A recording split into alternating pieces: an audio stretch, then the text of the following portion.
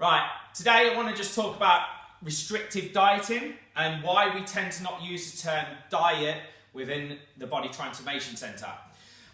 Quite simply, what happens is when you use the word diet, often people think restrictive, which then puts them into a negative mindset and a negative association with the food that they're actually being allowed.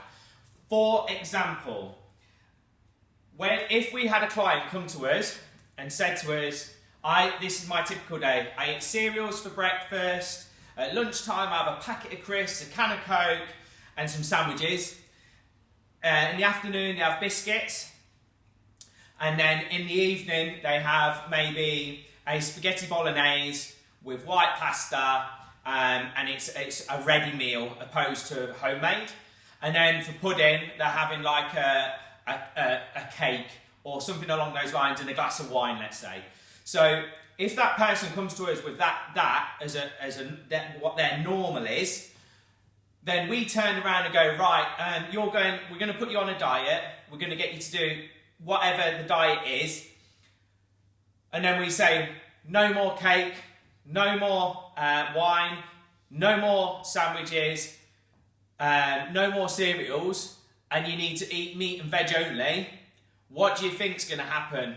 That person will follow it maybe for 2 or 3 weeks. Then they're going to get totally put off. They're going to get bored. Not just because of the food, but because of their mindset will make them feel like, what's the point? What's the point in this? Because I've got a boring diet. It's not sustainable. It's not going to last. For short term, maybe it might work, but not for a long term.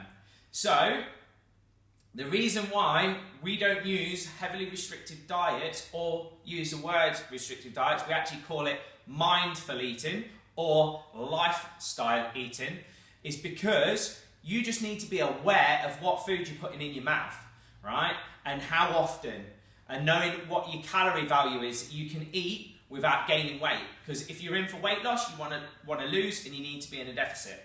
So, when it comes to restrictive diets, they don't work because they're not sustainable, they're not for the long term, and they give you negative connotations throughout.